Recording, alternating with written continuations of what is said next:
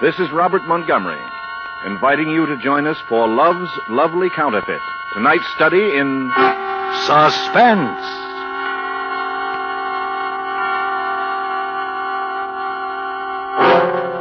An hour of suspense, a full 60 minutes at this time, and with the distinguished actor-director, Mr. Robert Montgomery, as your host.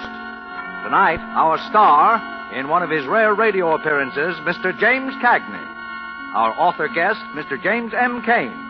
Our story, Mr. Cain's Love's Lovely Counterfeit, a suspense play produced, edited, and directed by William Spear.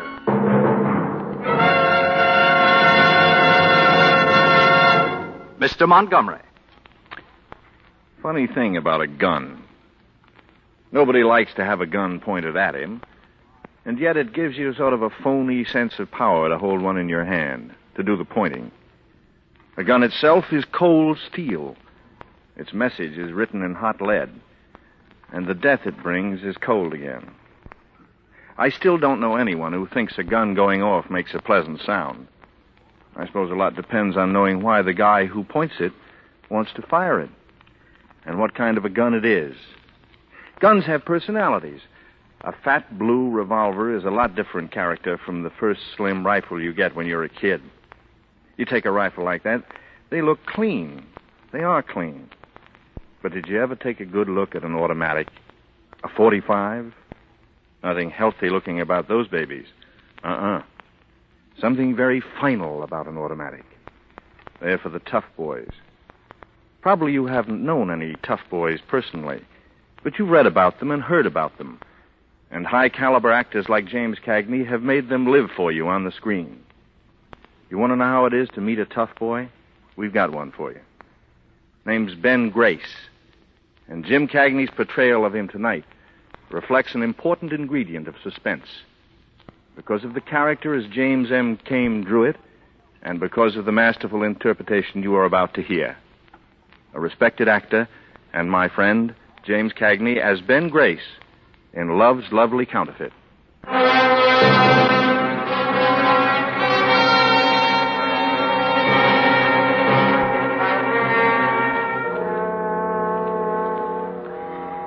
I'm writing this lying in a nice, clean bed with the sunlight coming in the window and nothing to do but look out at the people walking along the streets and the kids playing in the park.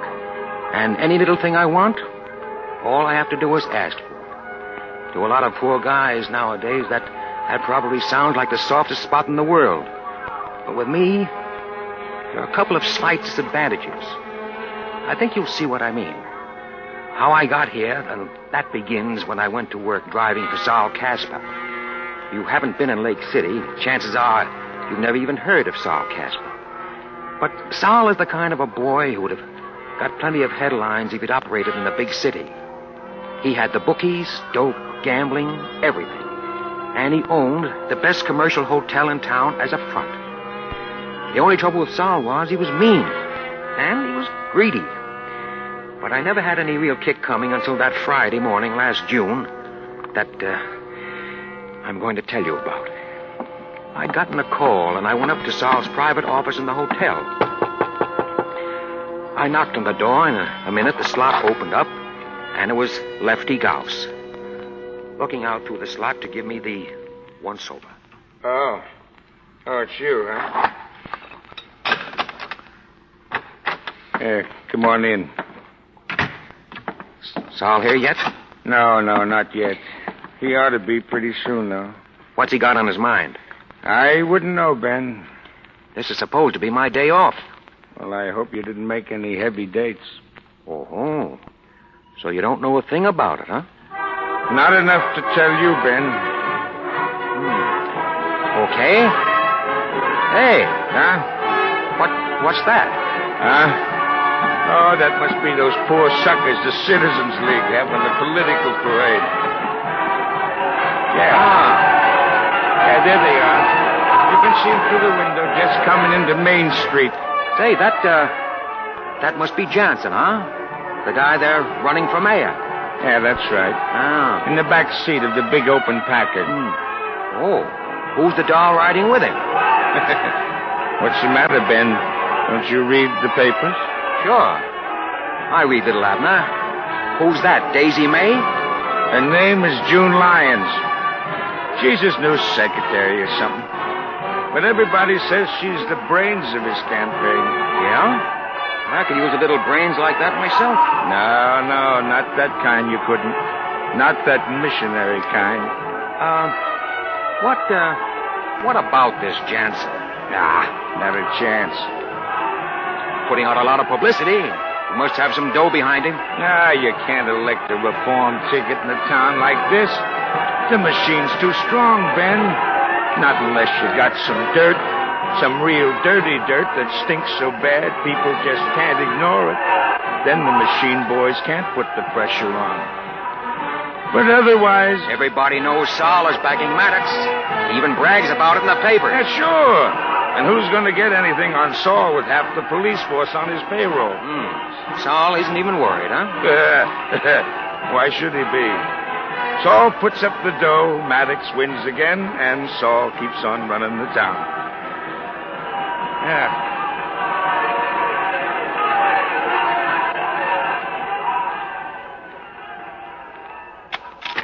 Well, that must be Saul now. Hi, Lefty.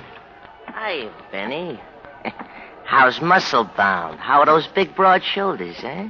I have 'em built right into my suit. You ought to try that, Saul. Might make you look like a man. What's that crack supposed to mean? What's the matter, fellas? Can't you take a joke? Sure, I can take a joke. So can I. What you got on this afternoon, Benny? I guess you forgot this is my day off. I said, what you got on this afternoon? Nothing that I can remember now. Why? Little job? What kind of a job? I got a tip some friends of mine may be in a little trouble. Something about a bank. Why don't you stick to the bookies and the gambling, Sal? You'd be safer. Listen, Benny, any time you think you're big enough to run this business, just let me know. I'll be glad to work something out for you. What's the job? These kids are going to crack the castle on First National just after closing time. It's loaded on Fridays. It ought to be a big haul. Yeah, they got a room here in this hotel, room 480. They'll be back here about 3:30. You see, I own this hotel, and I want you to go up and collect the room rent. I'm giving them pretty good protection, so I figure it'll come to about 20 grand. Yeah? Well, figure on getting somebody else to collect it. What? I said get somebody else. I don't like guns, and I don't like gonzels, and you know it. Listen, you punk. You think you're a big guy, don't you? A big guy with muscles. And I'm just a little guy. That's what you think, isn't it? Isn't it? But if you try to cross me, I'll have you crawling me on your hands and knees. When I get through with you, you'll beg me to use a gun on you. Because you're yellow. Aren't you? Aren't you? What's the room number? 480. Come on, Lefty. Okay.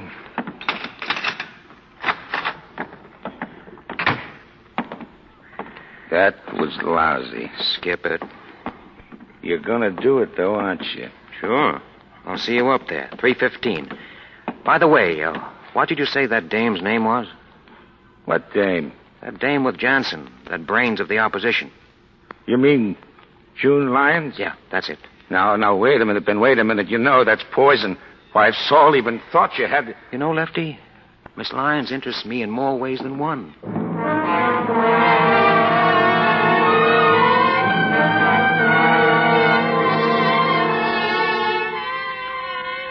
An election for mayor in a place like Lake City can be a pretty tight little situation, particularly if the town has been run for years by a mobster like Saul Casper. And I knew that with me working for Saul, playing around with the opposition wasn't exactly the healthiest pastime in the world. But when I saw that June Lyons doll that was running their campaign, there was something about her that gave me an idea. That's why I phoned her. And she said, okay. I met her at an intersection a little ways out from the main part of town. She described the car and given me the license number. She drove up as though she had stopped for the light, just like I had told her. I got in, and the light changed. She drove on. For a minute, we just sat there. Nobody said anything. Then...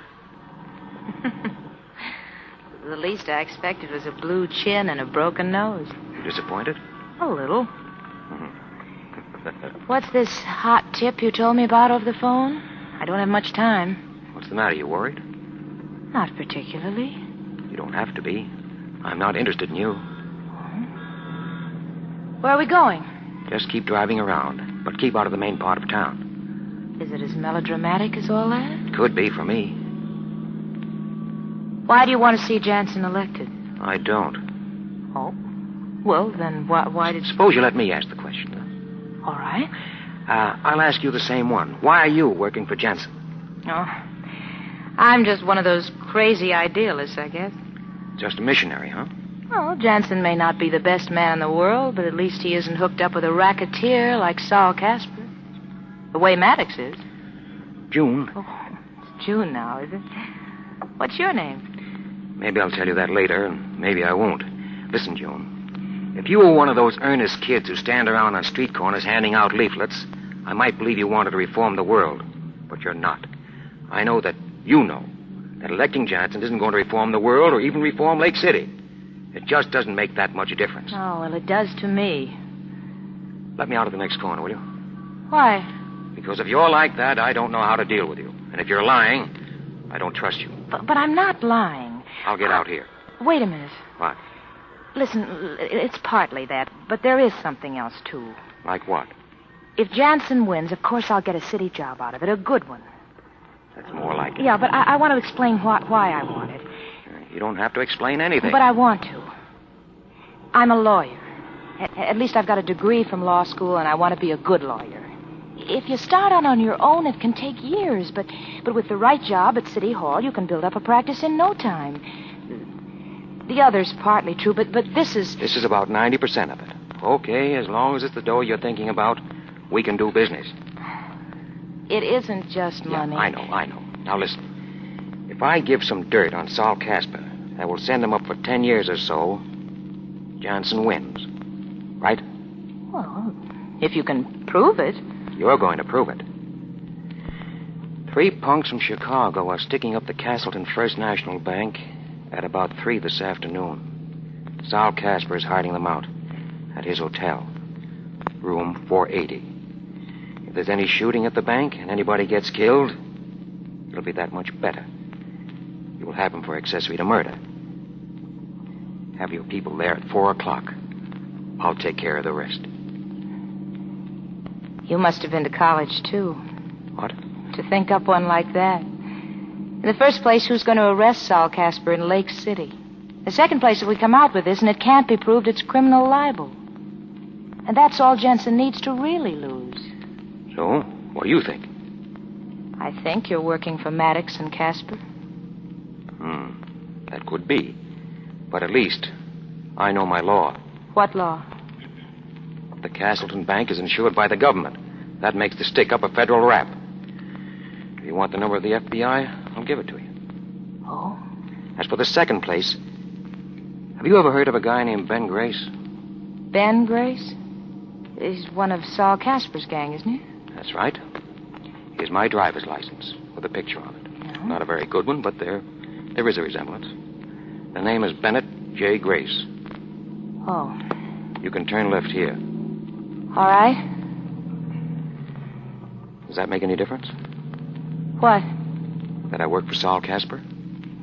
No, it doesn't. Well, it should. Because A, I've put myself on the spot giving you this, but plenty. And B, I'm not a guy who's in a very good position to go around giving phony tips to the FBI. You can pull up right here. Where is this? This is where I live. Oh. Anything else? Yes. Just why are you doing this? Because I just decided that Solly Casper's an old meanie, and I don't like him. Is that enough? If you say so. Room 480 at 4 o'clock. Ben.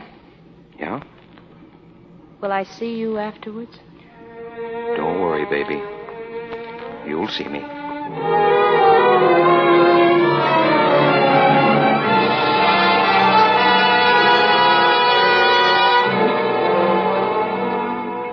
I was back at the hotel by 3:15. Things were going pretty good.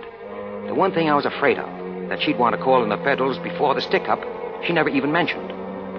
I knew she was my kind the minute she began to talk about the dough. When I got up to room 480, Lefty was already there, lying on the bed, reading the paper. Oh, hello, Ben. How you be? So this is room 480, huh? Looks just like room 481. How are you, Lefty? Okay, sit down. Want a bottle of beer? Nope. You didn't take it too hard what Sally said, did you? Can't say I liked it. What time is it? Oh, a couple of minutes before. Well, it's too bad about you, Ben. What's too bad? The way I got you figured, Ben, you're a chiseler. Then what? That's all. Sounds like there might be more. Not unless you ask for it. Okay. I'm asking for it, Lefty. Well, Ben, a chiseler's like this. He isn't crooked and he isn't straight either. He's just in between. But above all, he doesn't like trouble. Maybe he's just smart. I don't say he isn't.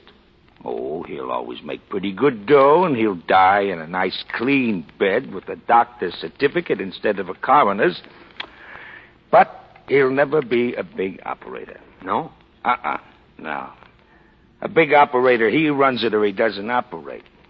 And that means he doesn't mind a little trouble once in a while. I guess that's right.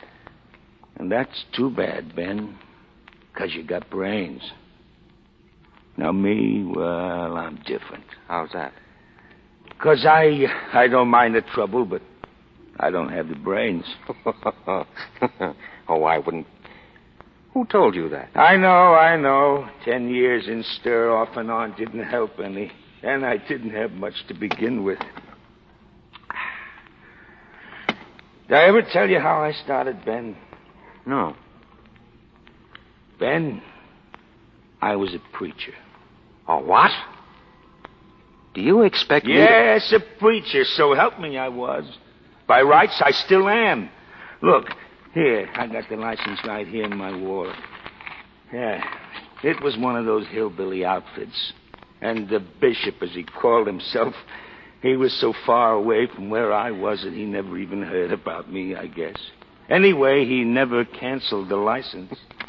The Reverend Richard Jose Gauss. That's one for the books, Lefty. Yeah, I was just a kid. But I got hooked up with one of those big-time evangelists. And if I stuck with it, I could have hit the big time myself. And there's plenty of dough in that racket. But you know what I did? First time we really make a big take, I tie a handkerchief over my face and get me a rod and stick up the cash box. And they caught me. Yeah, that's how I know I haven't got the brains. I wouldn't let it worry you, Lefty. That's not what's worrying me now, Ben. What is? What is? What's going to be happening in here in a couple of minutes.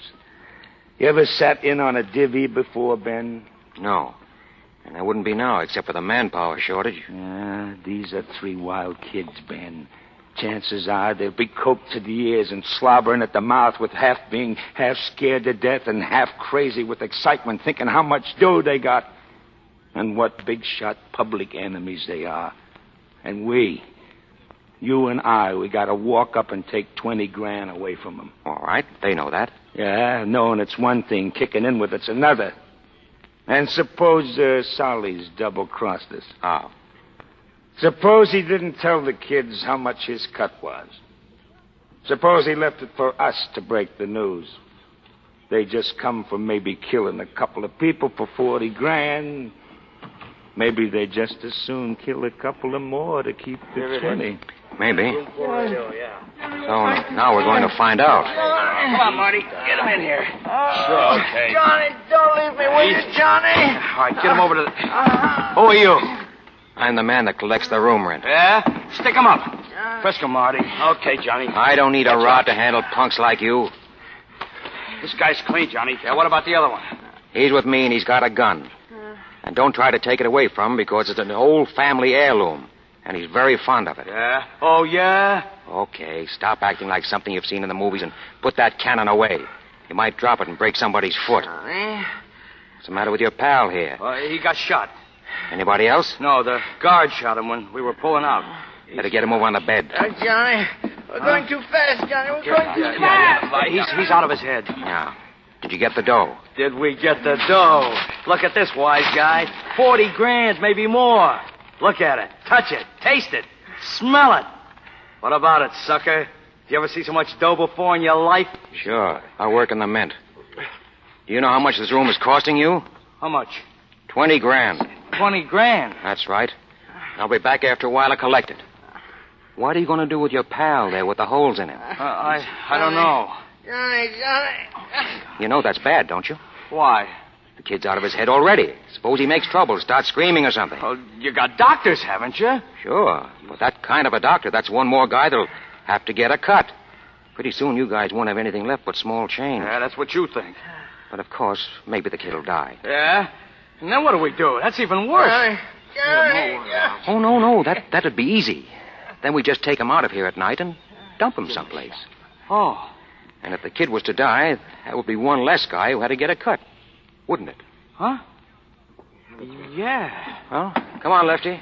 Okay. We'll be seeing you. Yeah.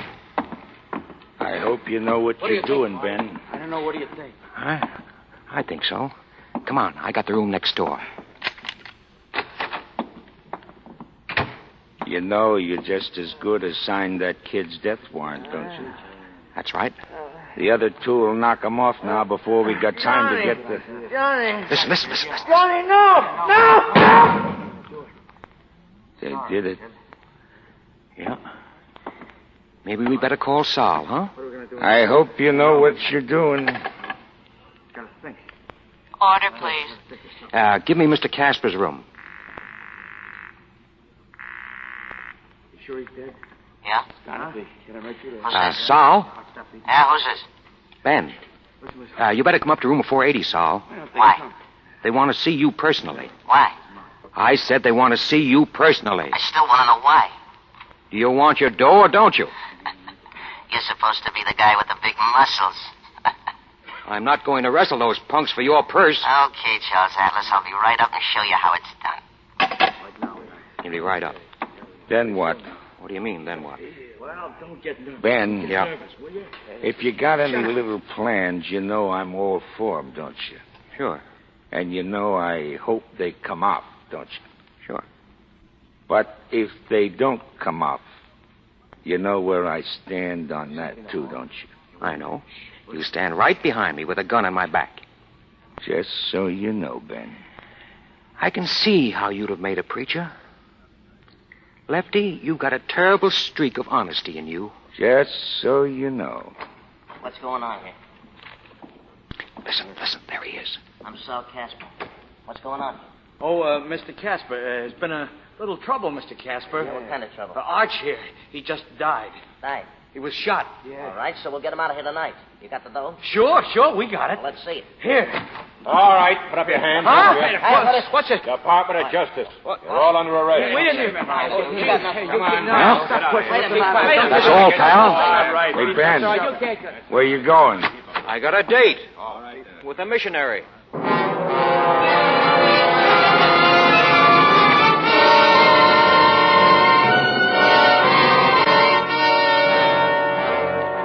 In tonight's full hour of suspense, James Cagney is our star. Mr. Cagney appears as Ben Grace, with Kathy Lewis as June Lyons and Wally Mayer as Lefty Gauss, in William Spears' production of Love's Lovely Counterfeit, tonight's study in suspense.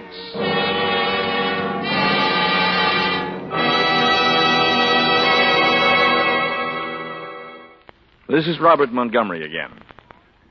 When such incompatible words as lovely and counterfeit found themselves together in the title of tonight's story by James Cain, they said a lot, not only about the story, but about the man, Ben Grace, as well. Elements of both words crowded through him. On the one side, for example, was his dislike for meanness and greed, and on the other side, something forged, fictitious, false. That was a smooth operation he pulled, and he was going to get even smoother as he went along. But it never got Ben Grace anything but trouble, because the smoother he got, the further he got away from the true Ben Grace. A real lost guy, trying to find north. And maybe for him, June Lyons could be north. But Ben wouldn't stop long enough to take a reading. As James Cain described them in the novel, whatever it was June needed in life, Ben had it for her. And when she was with him and she acted with that complete abandon of a novice having her first drink, constantly he watched her. He studied her, as though he were trying to make up his mind about something, or to figure out something into which she definitely fitted.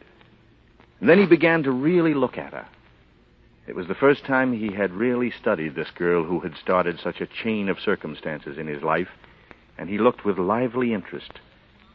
It was all the more lively since he was unable to connect this face with all that he had learned about its owner. It was, in anybody's contest, an extremely beautiful face. It was perfectly chiseled, in profile at least, its slightly droopy lines reminding him of pictures he had seen of ancient sculpture. There was some exquisite invitation about the mouth. It pursed a little with an expression of expectancy. The skin was soft, with just a brush of bloom on it. The figure was lovely, too. Not too tall, but slender, soft, and willowy. He had the dizzy, half-nauseated feeling of a man who has been rocked to his heels by a woman, and knows it. And so continues the history of Ben Grace in James M. Cain's Love's Lovely Counterfeit, played out for us by James Cagney in a narrative well calculated to keep you in suspense.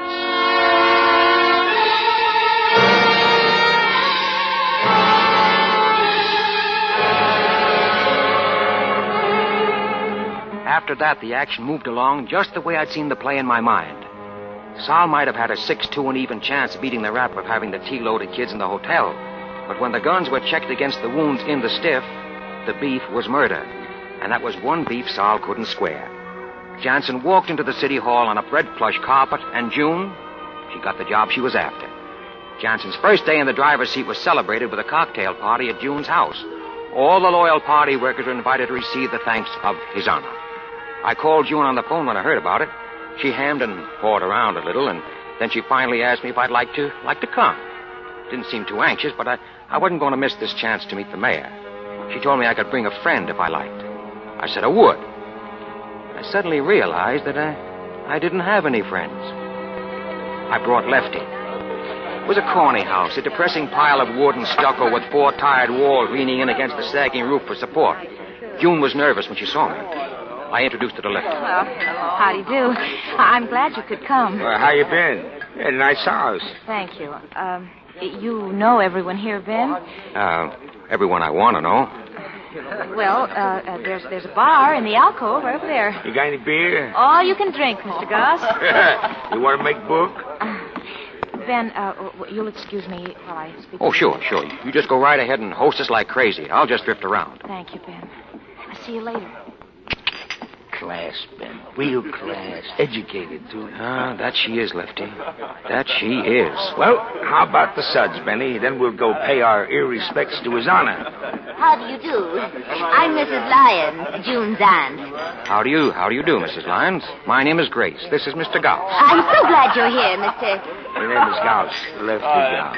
Oh, I'm sorry. I don't hear very well. Oh, excuse me.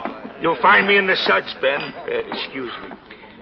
Have you met Mr. Jansen yet? No, I'm looking forward to that. Oh, he's a wonderful man. Just a wonderful man. Nice and settled and with a wonderful future. Don't you think so? I think I'll be able to tell more about his future after I've talked to him. Exactly. My very words to June. I can see things like that.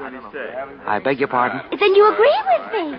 Oh, of course you do. You look like a very intelligent young man. Mrs. Lyons, you don't make much sense. Exactly what I've been telling Junie. But she just says, oh, be quiet. Oh, for heaven's sake, Auntie, be quiet. I can understand that. Oh, if you really would encourage her, Mr. Grace. You see, she never tells me a thing. Never. Thinks I'm dumb. Treats me as though I don't have good sense.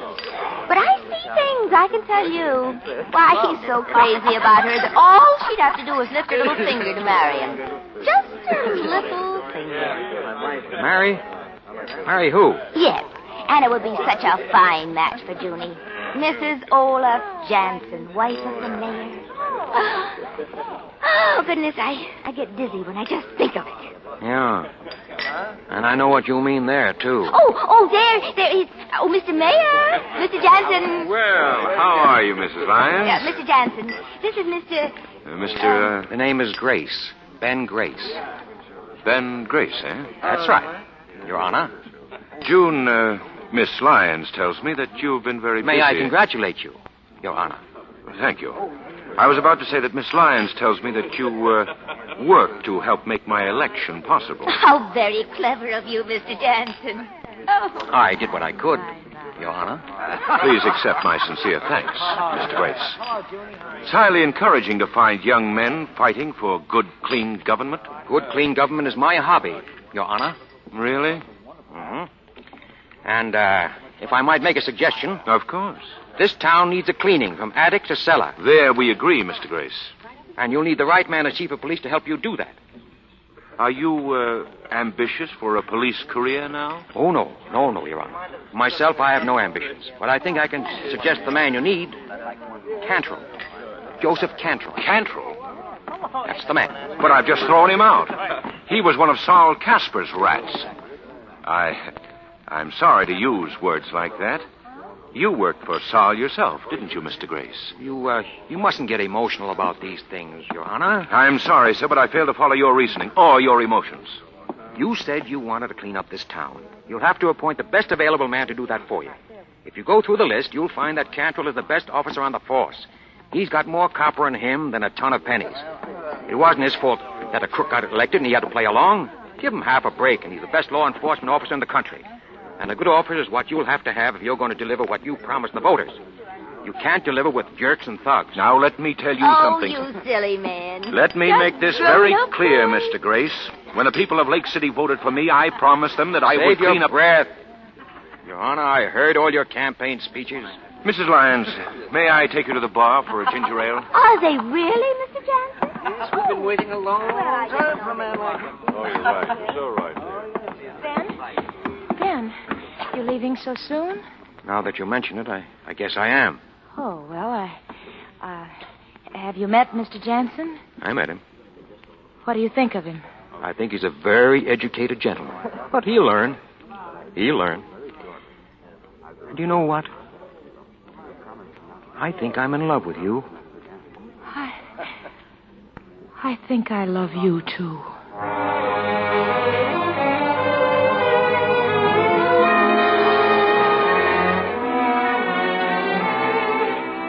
For the next couple of weeks while Casper was waiting trial, I let everything coast. Everything, that is, but June. There I kept the motor running. And finally the night arrived when it was time for me to step on the gas.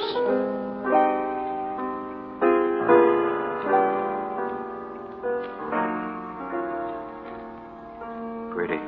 Very pretty. My secret vice. The piano And? you. Less keys to punch on me. Less keys, but more music. Junie, Uh-huh. he's stuck on you, isn't he? Who? Jansen. Jansen? That's the man's name. His Honor, the mayor. Sure you don't generate a little amperage for him? Oh, Ben, you can ask that. Fix me another drink. All right. Yes. Nice little apartment you have here. Makes that home you lived in before the election look like a flea bag. Well, I earn a little better. I live a little better. Sure. Ben, Yeah. why'd you ask me that? Ask you what? About Jansen? Skip it. No, Ben, I want to know. Oh, I kind of got that notion from the way he always shows up here after I bring you home at night. And stays for a while. You're wrong, Ben. Don't give me a razzle-dazzle, Angel. I've clocked him in and out. You know me better than that, Ben. He has no personal interest in me. Honest. It's just business. It's things we have to talk over. Mm-hmm. Not enough hours in the city hall day, huh? Well, he gets lonely sometimes in the evening. You know, his wife just died, and he... That's what I mean. All right, Ben. He likes me.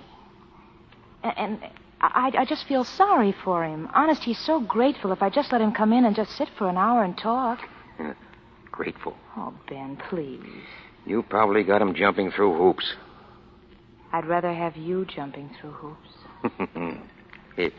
When I was a kid, my old man used to say, Ben, he'd say, don't ever jump through a hoop. Of course, from the hoop, it's only a hop to the halter. And then you drop the H, and what are you left with? The altar. Oh, Ben, where'd you hear that? Jensen coming here again? Tonight? Oh, not if you object. Oh, I don't object. That's better, Ben. There's nothing to be jealous of. You could ask him a favor, though, Junie. All right. Anything you say. Ask him to appoint Cantrell chief of police. Appoint Kent? Whom did you say? You heard me. Ben, what on earth are you talking about? Cantrell. But he's a crook. Well, he was hand in glove with Sol Casper. How could Jansen appoint Cantrell? It'd make a laughing stock of the whole campaign. Oh, Ben, he can't appoint Cantrell. Okay. Ben? Ben, where are you going? Home. To bed. I gotta make an early train in the morning. Train? Where to? New York. You're going away, Ben. Guy's gotta think about his future. Nothing for me in this town. That's the way you played it. Get rid of Sol Casper. And go after me.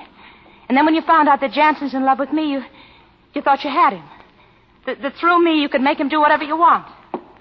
Get Cantrell made the chief, and then you can run this town just the way Casper did. Well, you won't. No. Goodbye, Angel. Don't forget to dust in the corners, lock your door at night, and peek under the bed. Ben? Yes? Ben. Close the door, Ben. From the inside.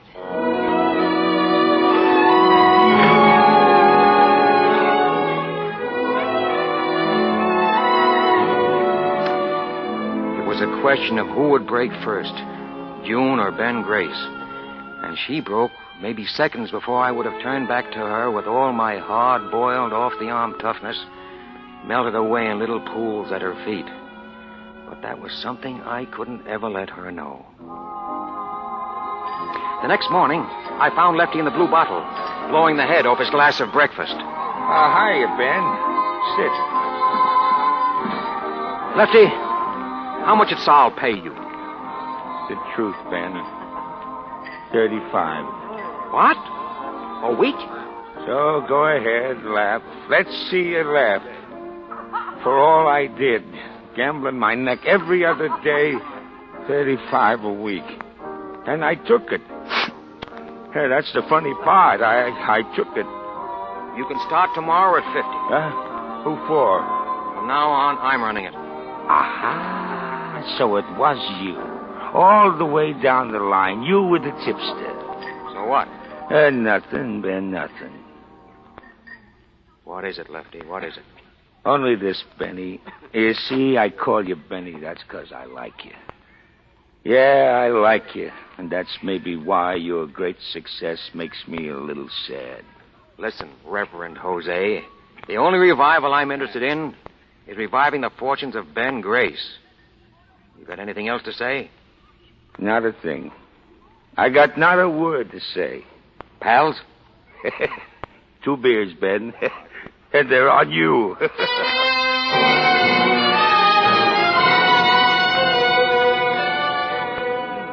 So I took over where Sol Casper dropped out.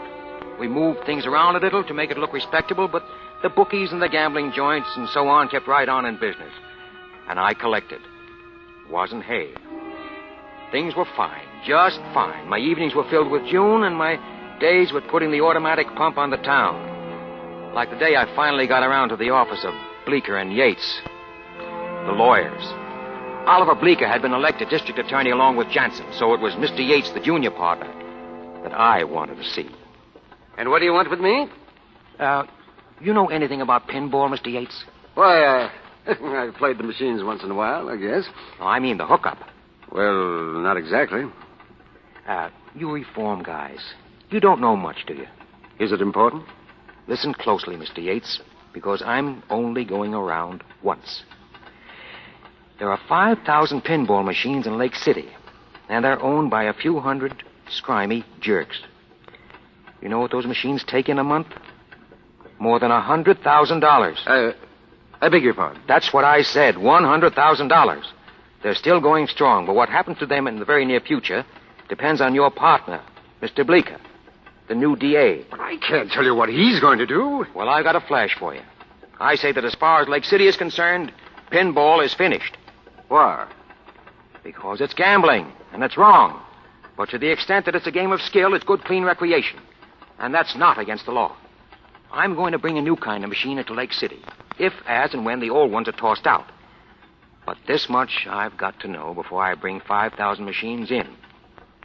Will mine be legal? No gambling, no payoff, only a certificate if you make a home run.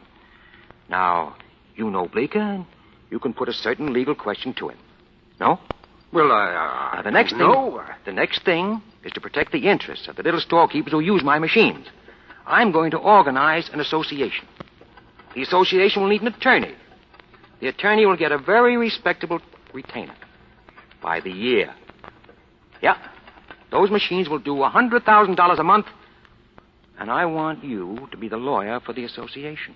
Well, there's a little question of ethics here. I figure the attorney should get 5% of the take. You see, mister, I'm Bleeker's partner. Maybe even as much as 10%. But you see, the ethics of the situation. Well, if you're busy studying ethics, maybe you wouldn't have time to handle this job, Mr. Yates. No hard feelings. I'll just look for another man. No. Just a minute. I would like to think it over a bit. Sure. Perhaps to talk to Mr. Bleeker about it, see what he thinks of the propriety of my accepting such a... Now I get it. Well, shall we meet again, say next week? Next week is fine.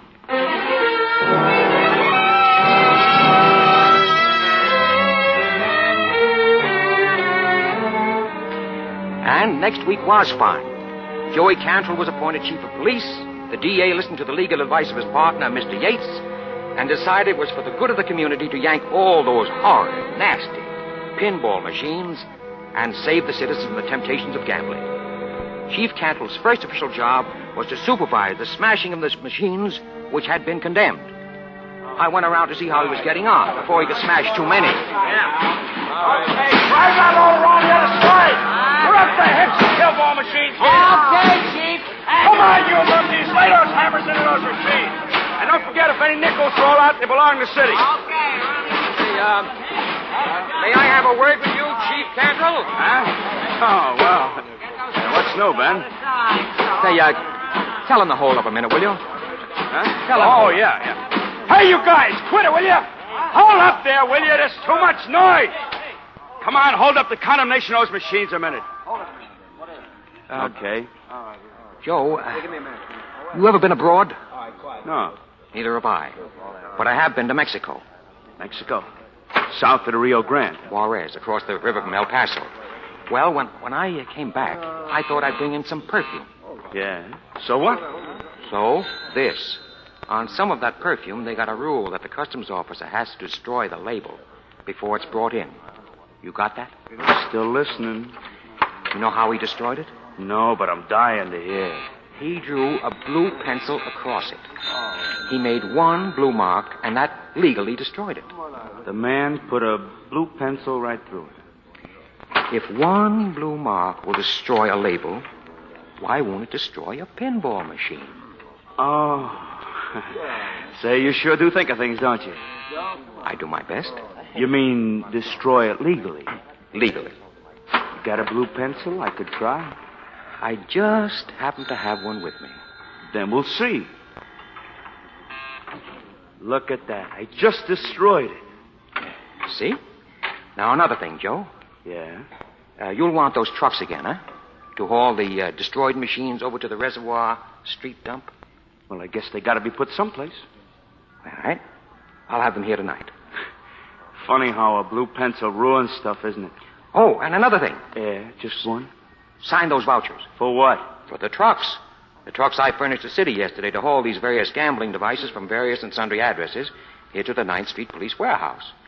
$3,000 in all. Hey, slow up, boy, slow up. Costs money to clean up a town, Joe. Okay, but don't run a good thing to death. It's the people's will. Huh? You forgot that mandate to cleanliness. Sign.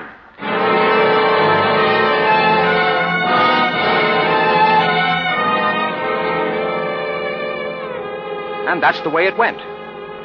And with a little remodeling, those pinball machines were back at their old stands. But now they were working for Ben Grace. Yep. Whatever I touched turned green, with pictures of presidents on it. Things were going so good, I started to worry. But I knew that the real worry was going to be June. I knew she was going to spring it on me sooner or later, and it was. It was last night when I was out at her new place that she decided to get it off her chest. Ben. Yeah? Ben, I want to talk to you. What about? Don't you know? Yeah, I guess maybe I do. We can't go on like this, Ben. It isn't right. It isn't fair to Jansen. It isn't fair to me. What's so unfair about it? Oh, Ben, you know what's unfair about it. Mr. Jansen promised the people of Lake City that if he got elected, he'd clean up the town. Huh? All right. Why doesn't he do it? He's had 6 months. Because he doesn't even know what's going on. Great. Then what's the beef? I know what's going on. The horse racing places, the gambling places, all the other places are just as open as they ever were. Mm-hmm. And I know who's keeping them open. Of course you do. I am. Listen, honey, if I wasn't bossing the organization, someone else would be. People like to bet. People like to gamble. Oh, Ben, don't you see? I'm a city official. I have an obligation to the people of this community, to the people who elected Jansen because they believe that he'd... Still a missionary, huh? Well, I'm not a racketeer. Maybe not. But you're the next thing to it. What do you mean? Where do you think the dough came from for that car I got you? And the fur coat? And this place? You never told me. Did I have to? You knew I didn't get it from a long-lost uncle. Why don't you admit it, baby? You're a chiseler. Am I? Sure, just like me. Only I'm honest about it. You're not. Then I will be. I will be, starting now, starting right tonight. What are you going to do? Turn me in? Oh, Ben. Maybe your big mistake was falling in love with me, baby. Now, there isn't much you can do about it, is there? Oh, Ben, quit it. Get out of it, please. For my sake, just because I don't like it. Just because I hate it. Maybe I don't like it either. It's all I know how to do. Ben, what was... Hiya, Benny. So, Surprise? kind of. Did you break out? Yeah. Yeah, just to see you, Benny. Put up your hands. You know I never carry a rod. Yeah, maybe you sort of wish you did now, huh? Muscles? Not that you have a chance to use it. What are you going to do? I'm going to kill your boyfriend, sweetheart. No. When I've done that, I think I'll think of something real nice to do to you. Ben? You sit right there where you are, sweetheart. Benny, you start backing up to that door slow. It's a bathroom, isn't it? Yeah. Yeah. I think I'll kill you in the bathtub, Benny. That way it'll be nice and quiet, and there won't be so much mess. Now reach behind you real careful and open the door. And when I tell you to start backing in, you back in. All right. Start backing.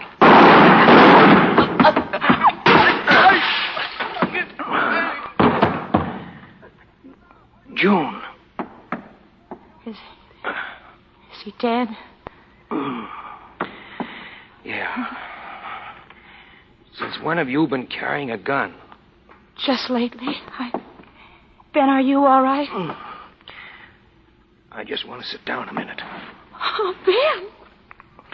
We got to get out of here, baby. Oh, yes, Ben, we'll go away. We'll get out of the country. We'll go to Canada. Sure. And we can get married there. You do want to marry me, don't you, Ben? You know I do, baby. And you can get work up there, Ben. I'll do something, too. And we'll do something decent with our lives. Darling, I know it's been partly my fault. I know I've just been weak. But it isn't too late to begin again, is it? Is it? Maybe not.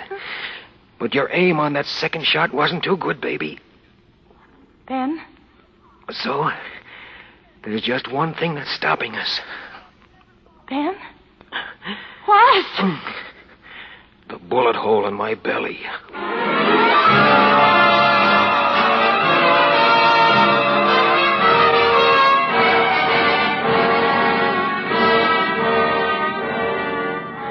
So that's how I came to wake up in this nice, clean bed with nothing to do but look out the window at the kids playing in the park.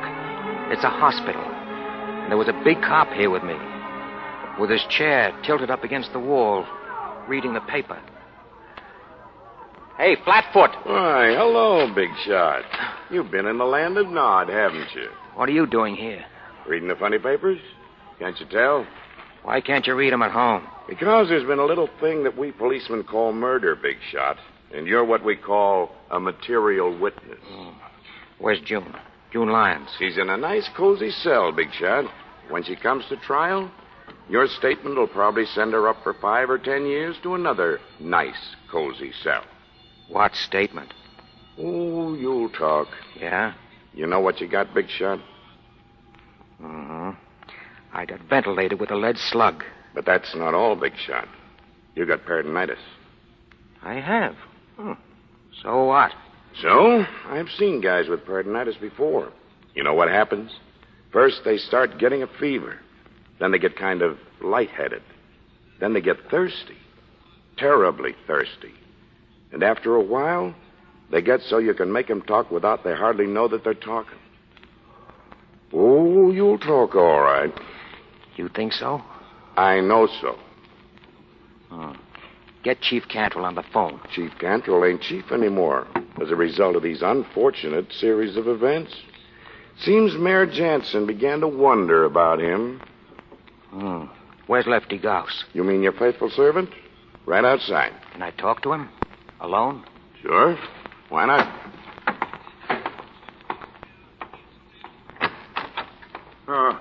How is he, nurse? It's hard to say yet. Hey, Putty Nose, your boss wants to see you. Thanks, you funny fella. How you, Benny? How you feeling? Not too good. Well, it just goes to show you, don't it? They're all alike. Who are all alike? These big shots. They make a lot of dough for a while and then bingo. What good's it done 'em? He seems like a nice man, though. Who, Ben? Sure, he's nice enough, I guess. I got nothing against him. I just say it's a sucker's racket, that's all. Me, I want to live to be a grandfather. Oh, my grandfather. You got to start by being a father, you know. I know. My daddy told me all about that just the other day. Well, I'm going back in. Have you got it all, Lefty? Hello, Flatfoot. What do you have now, Big Shot? You say the DA wants me to talk, huh? Maybe he was just pretending. Well, suppose I had some conditions. Like what? Oh, like I only talk in the apartment where it happened.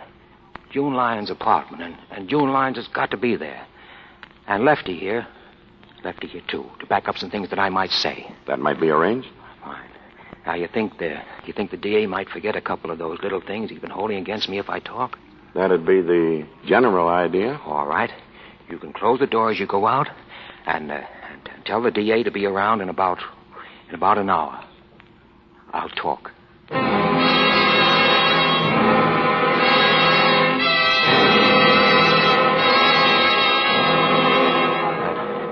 That cop was right.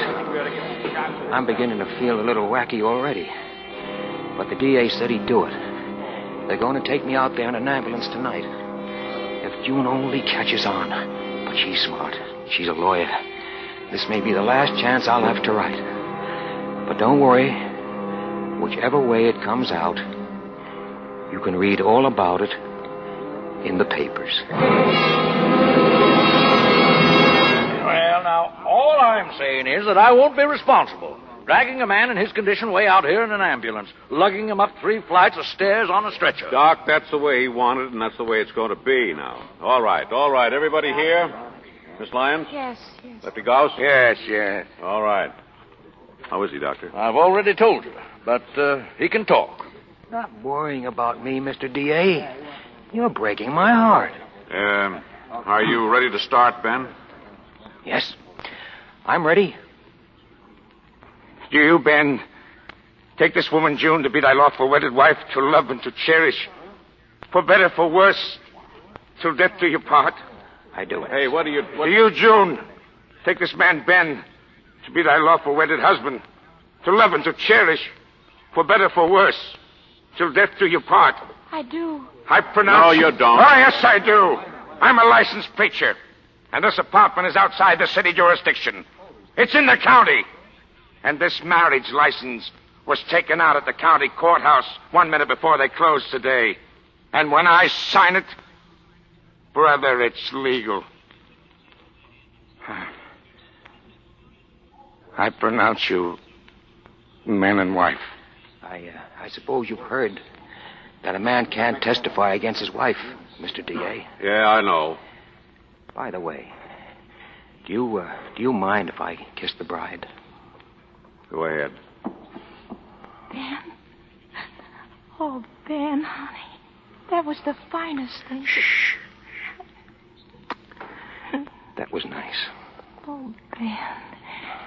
Your face is so hot. Yeah. I thought maybe I was going to make it, baby. But I guess I'm not. Ben. Ben. Doctor. Quick. Doctor. Quick. So long, missionary. Mrs. Missionary. Ben. No. Ben. No. Lord, we pray thee to receive the spirit of our dearly departed and to forgive him his trespasses as we forgive those who trespass against us.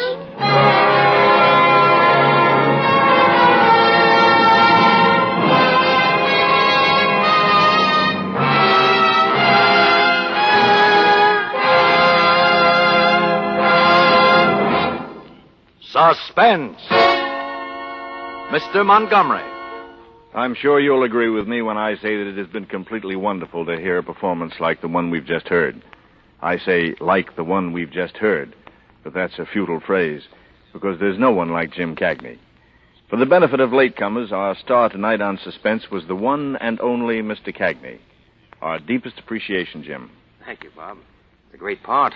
I enjoyed doing it. Which brings us properly and with gratitude to the author who conceived it, Mr. James M. Cain, who does us further honor by appearing here with us now. And who wishes he had a fresh choice of superlatives handy, Bob. Briefly, I thought it was excellent. Of course, it isn't exactly startling to learn all over again that Jim Cagney is a splendid dramatic actor. You know, Bob, I can tell you what I think is the particular element that makes Cain the most powerful writer of true suspense fiction in America. You interest me, Jim. He's always got a man and a woman. Aha.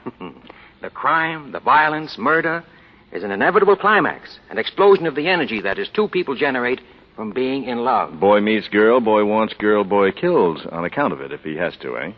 Well, any author hates to think he is a formula man, no matter how good the formula is. But I suppose, broadly speaking, my crimes are crimes of passion. And successful, suspenseful stories, all of them. The Postman Always Rings Twice, Double Indemnity, Mildred Pierce, Serenade. Not to mention Love's Lovely Counterfeit, or rather to mention it again long enough for me to applaud two fine performances. By Kathy Lewis, who played June tonight, and Wally Mayer, who was Lefty. To the supporting players, my thanks. You're a great company. And a special bow in the direction of Bill Spear, your producer, director, deluxe. You beat me to the draw, Jim, but my congratulations, too, to all concerned. And may I ask who did the writing of the radio play adapted from my novel? Two of radio's finest writers, Robert Richards and Jason James. I think the adaptation was excellent.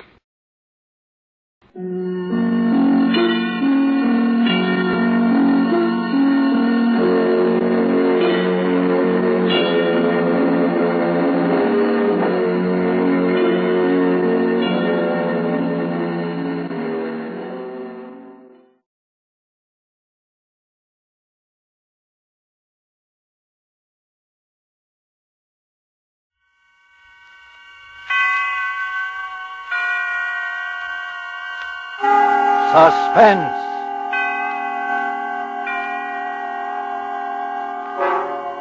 Tonight, Roma Wines bring you the remarkable young actress whose performance you have admired in the Warner Brothers production, The Corn is Green. Miss Joan Loring as star of A Man in the House, a suspense play produced, edited, and directed for Roma Wines by William Spear.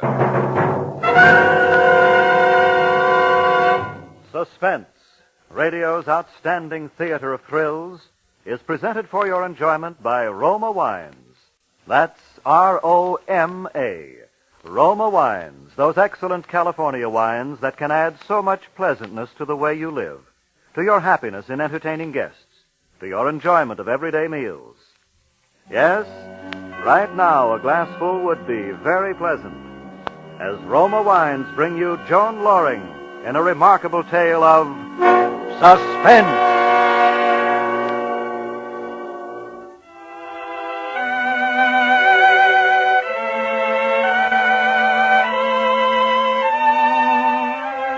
When I was 17, they called me that pretty little Barrett girl. I never imagined then that 5 years later I'd be working in the public library day after day and 2 evenings a week. One of the mousy, tight-mouthed librarians who frown and rap a pencil when the adolescent scuffling and giggling becomes a little too unruly. I never dreamed that pretty little Barrett girl would become prim Miss Barrett, nor that my mother would... Well, one evening my father came home from the office looking a little more tired than usual. He barely touched his dinner and said he thought he'd lie down on the sofa for a nap. 3 hours later, he was dead.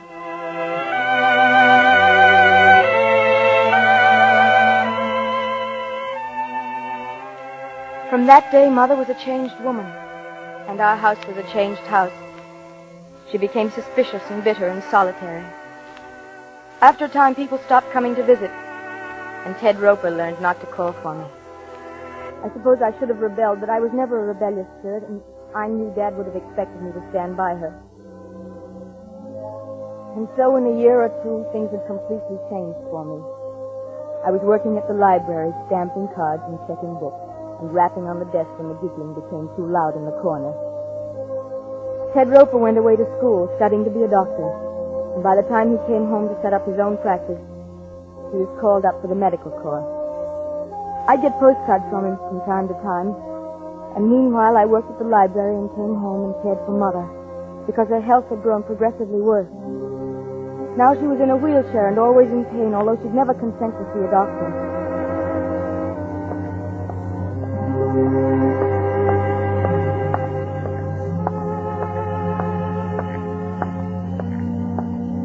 I was thinking of all these things that night as I walked home from my evening session at the library. Maybe it was because Ted was back in town. He had his medical discharge and he'd set practice up again. He'd come to the house once, and I knew he wouldn't want to come back again. And so I walked home alone in the dark, thinking how once they had said... There goes that pretty little Barrett girl. But now they said... What Emily Barrett and her mother need is a man in the house. I looked up at our house. It was shabby and run down. And the vacant lots on either side of it and across the street were wild with unkempt weeds and grass. A single light was burning in Mother's room. The rest of the house was dark. I opened the gate, and then I stumbled a little. Something soft and yet unyielding was at my feet. And somehow my blood went cold as I reached down, and my hand touched something still and lifeless. It was my little wire-haired terrier. He was dead.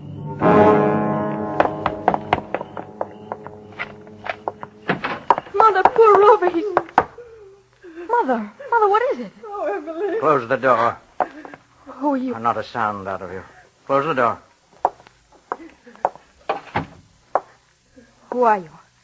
What are you doing Don't here? turn on the light. Just stay where you are. Mother, are you all right? I haven't harmed her yet. And I won't harm you if you do what I tell you. But if you annoy me as Rover annoyed me outside... You did call him Rover, didn't you, Miss Barrett? What are you doing in our house? I'm your guest, Miss Barrett. I trust your hospitality will measure up to the standards I set for you.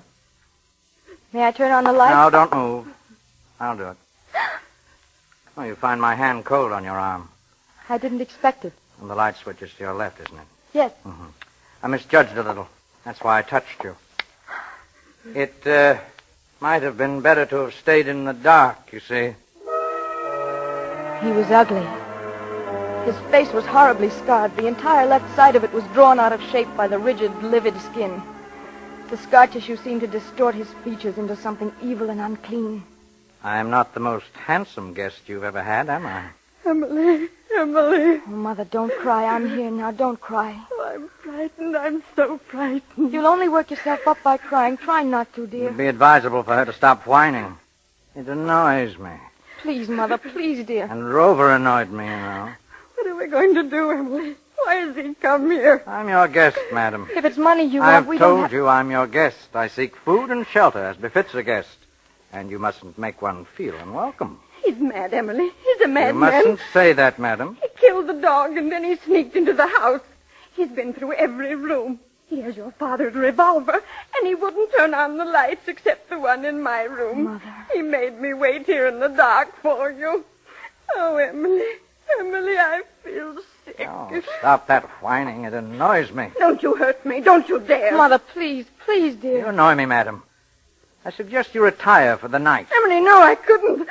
I couldn't sleep. Will you be good enough to take your mother into her bedroom, Miss Barrett? What are you going to do? I've told you. I'm your guest. Well, Miss Barrett. Come along, Mother. Let me wheel you into your room. Oh, I don't want to, Emily. I don't want Mother. to.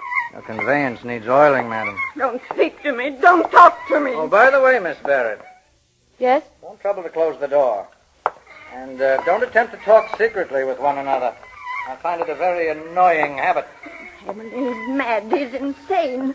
I don't know what I've ever done if it should happen to me. Try to be calm, Mother. Let me help now. Lie down on the bed, why don't you, dear? Try to relax. Oh, I couldn't. But if you could get some rest, you'd feel so much better. I'm not getting out of this wheelchair. If you could let yourself sleep, Mother. No, I tell you I can't, Emily. If you just take your pills... What was that? What did you say? Answer me. My mother ordinarily takes sleeping pills for her insomnia. Not tonight, Emily. I won't take them tonight. I couldn't. I think you will, madam. No, I won't. You can't make me. Is that her bottle on the bedside table there? Yes. Mm-hmm. I'm not going to take How them. many does she take? 2. I won't do it. Here. Go on, give them to her. Emily, no, don't make me. What will you do if she sleeps? Wait and rest. Wait under the shelter of your roof. No. You promise I'll be at her side when she wakes in the morning? Yes, I promise. I'll give her the tablets. No, I won't take them. Very well. Take them now, Mother.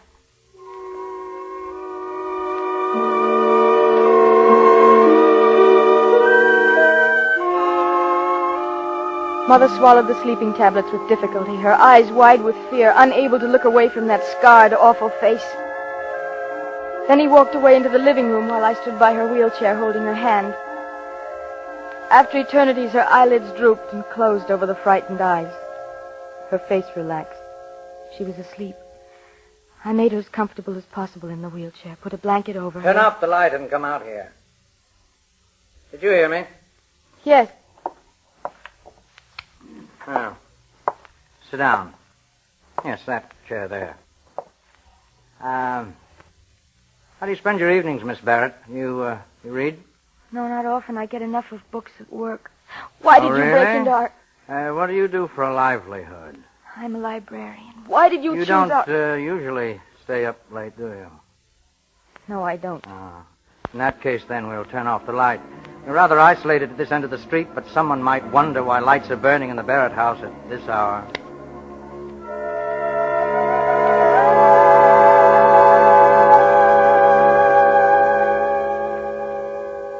Why sit so uncomfortably, Miss Barrett? Go on, lean back, be at ease. Why don't you leave us in peace? We won't give I you... need rest. The safety of rest and solitude. But why our house? Why? Because you have few visitors. Your mother's to blame, isn't she? My mother? Weak, selfish, complaining. Not the most delightful of companions. You're a librarian, you say, huh? How long do you intend to stay here? Your curiosity annoys me. She'll stay here as long as I please, for a very long time if need be. You can't. You'll be found out. Oh, I doubt that very much. But if I fail to report for work... Oh, you won't. I don't understand. You will go to work at the library as usual. And leave my mother here with you? Yes. As a hostage, shall we say. Hostage? She'll be my guarantee you won't betray me. You will not go to the police, Miss Barrett. You will not make any indiscreet disclosures to anyone. You'll work at your job all day and then come back here. And if I don't? Need you ask that question? Is it really necessary to ask me that? No. No.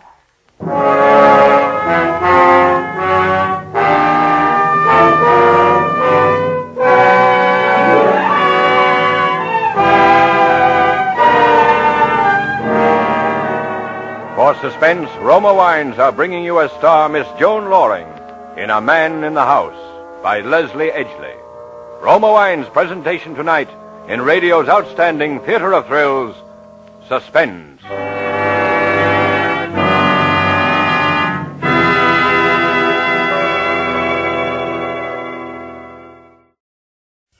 And now, Roma Wines bring back to our Hollywood soundstage Joan Loring as Emily Barrett, with Joseph Kearns as the man in the house, in a radio play well calculated to keep you in suspense.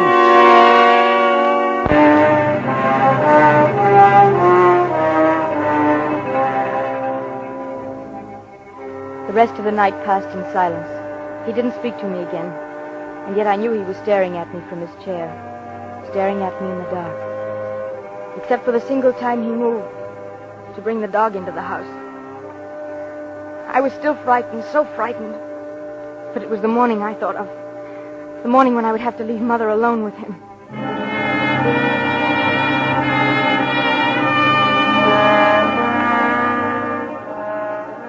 We ate breakfast together, the three of us silent at the table. His face was uglier than ever in the morning light. He had watched me prepare breakfast with wary eyes. Now he wolfed his food down as though he hadn't eaten in some time.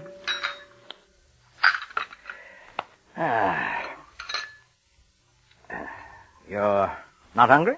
No. And you, madam? I'm not hungry. I'm sorry to hear that. Is it time for you to leave, Miss Barrett? Leave?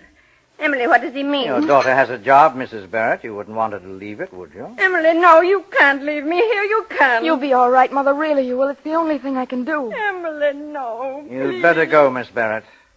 And remember your responsibility. Yes. Yes, I'll remember. My day was a nightmare.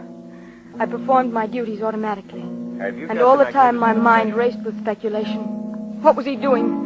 Was Mother all right? How could I possibly get him out of the house? Reverend Amber, please. I couldn't tell anybody. I knew that. I didn't dare. He'd kill her in a minute. My card's expired, but could I land For Mother's sake, I had to by keep time? silent. I had to. And meanwhile, stamp books.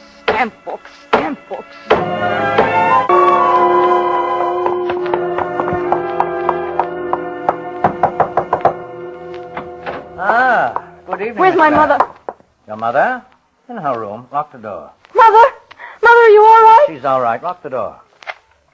All right, now give me the key. Mother! I'm here, Emily. Told you she was all right. Give me the key.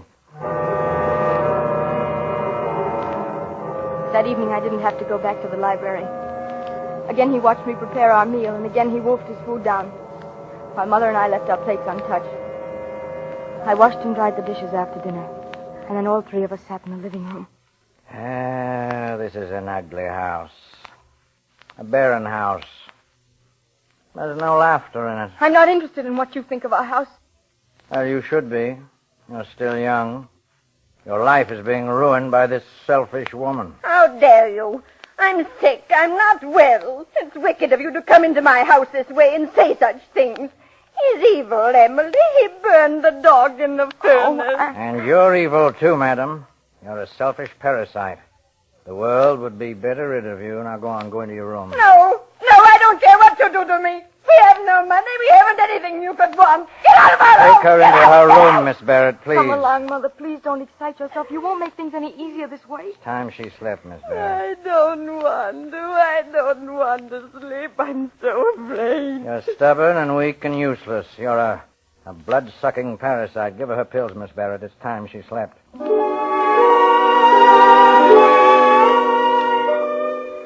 Mother refused to leave her wheelchair again, but I persuaded her to take her sleeping tablet. And after she'd fallen asleep, I returned to the living room. He sat in a chair where he could watch the door and windows. One side of his face was twitching, a nervous tic he couldn't control. You have permitted your mother to ruin your life. That isn't true. Of course it's true, I know.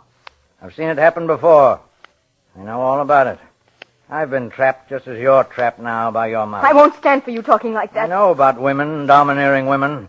There was one. Well, she'll never bother me again. You killed someone. Did I?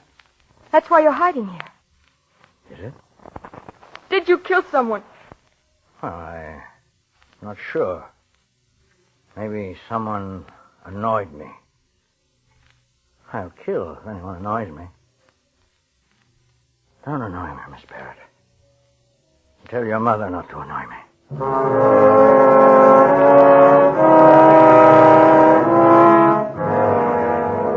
That night went by, crawled by as the first night had done. At 10:30, he switched off the light, and then we were sitting in the dark again in silence, hour after hour.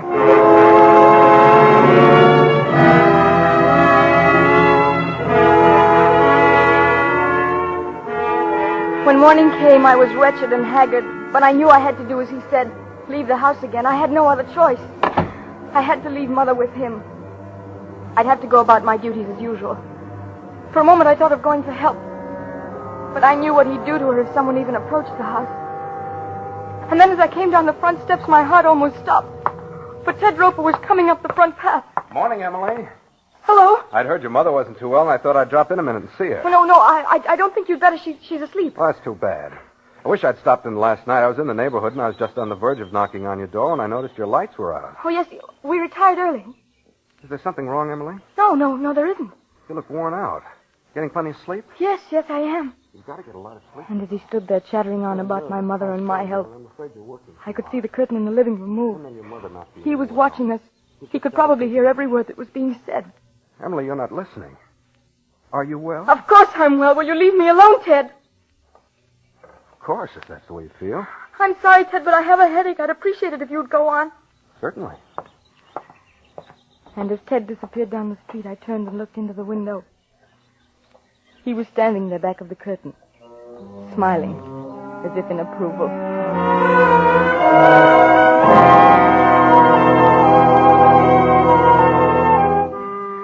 I don't know how I managed to get through that afternoon, but I did. And then I went home again, and they were there.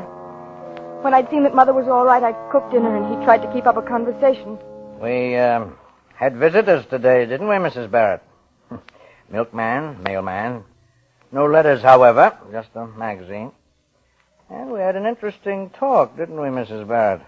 About mothers and daughters, you know. I looked at Mother across the table. The panic in her eyes had given way to another emotion. One hard to name at first. And then I realized it was resignation. As though she were resigned to her fear. Her face was peaceful, strangely serene, and she looked more beautiful than I'd ever remembered seeing her.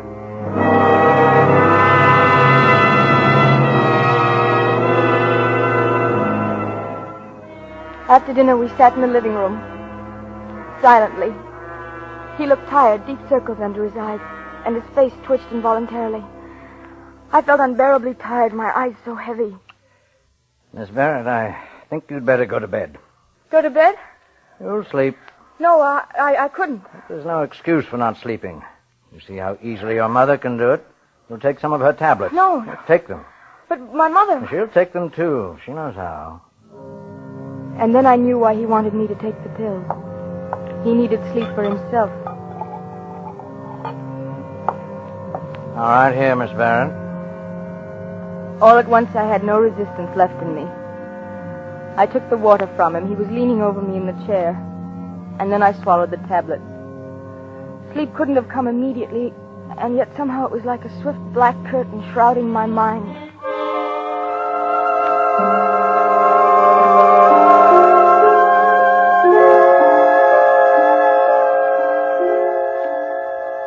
When I awoke, he was still asleep in the chair facing the door and the windows. But the moment I moved... Good morning. Where's my mother? In her room, of course.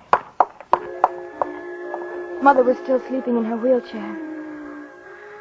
But something was wrong. She looked so strange. Something was radically wrong. She was ill. My first impulse was to cry out, to run to him and plead with him to help me. But I knew that was useless. I turned around, knowing that I shouldn't leave her, and yet I was powerless to help her. It's late. I won't have time to make breakfast this morning. Yes, we seem to have overslept, didn't we? I'll have to go now. The key, please unlock the door. Mother's still sleeping. Please don't disturb her. That still depends on you, Miss Barrett. Have you forgotten?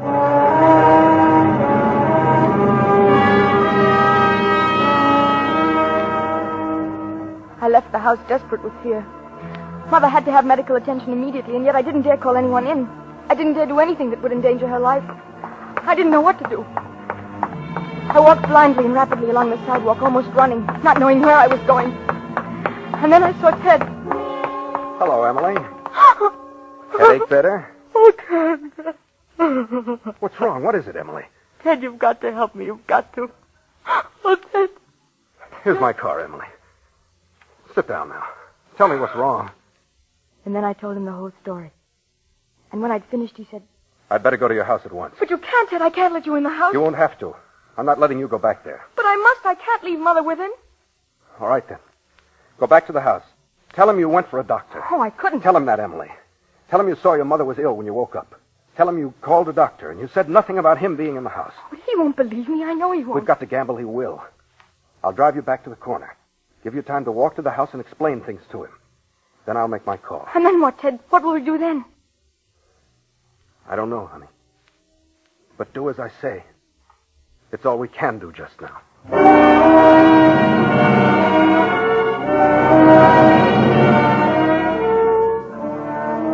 When I faced him again in the house, I knew I'd blundered. I should never have taken a chance. I shouldn't have left Mother in the first place. What are you doing back here? Why aren't you at the library? I didn't go to the library. Huh? My mother's sick. I called for a doctor. What? I phoned for a doctor. He'll be here soon. You told him about me? Oh, no, I didn't. You're lying. You're lying about your mother. You tricked me. My mother's ill, I tell you. She was sick when I looked at her this morning. You must believe that. We'll find out. Come on, in the bedroom. Oh, wait, the doctor's here. Huh? You see, he's coming up the walk. Don't let him in. Tell him to go away. I can't do that, not after calling him. He'll know something's wrong. Then he'll call the police, won't he? That's exactly what I warned you not to do, isn't it? My mother's sick, that's all that matters.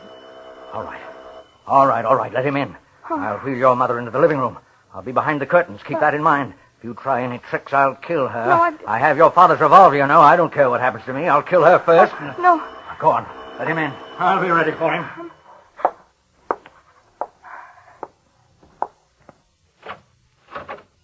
Hello, Emily.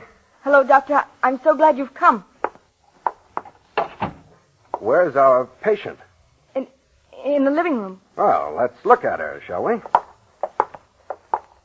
Here she is, Doctor. She isn't breathing loudly now, but she was breathing so harshly when I left her. Well, let's just see.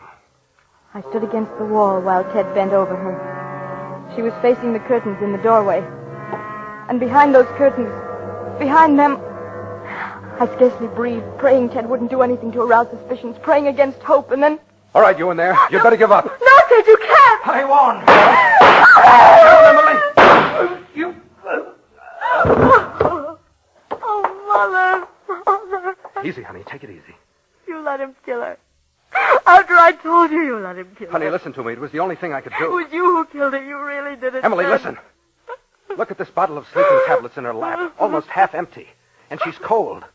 Cyanosis, blue lips and skin. She took an overdose of sleeping tablets. She was already dead, Emily. Already dead. You knew that when you told him to give up? Yes. I knew I couldn't leave you in the house with him. He'd have found out, and then he'd have flared up and killed you. I had to do it, honey. I had to provoke him into shooting a dead woman. To give me time to shoot him. I didn't know where he was, you see. Oh, Ted. He told us she'd ruined my life. He called her a parasite. You think she... I think so, honey. She did it so you might live.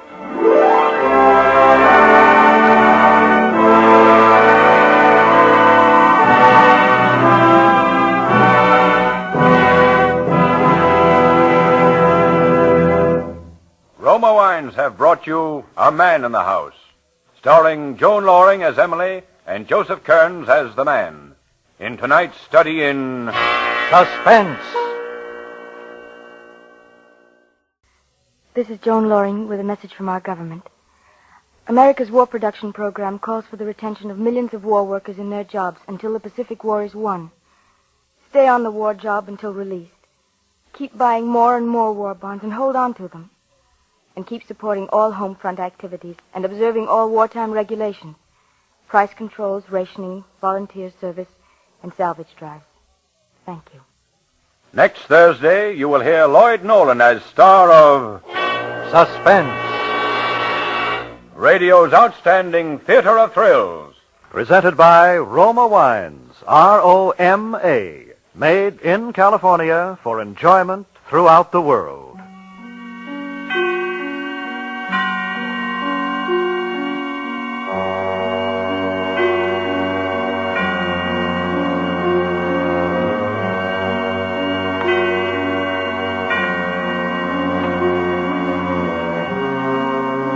This is CBS, the Columbia Broadcasting System.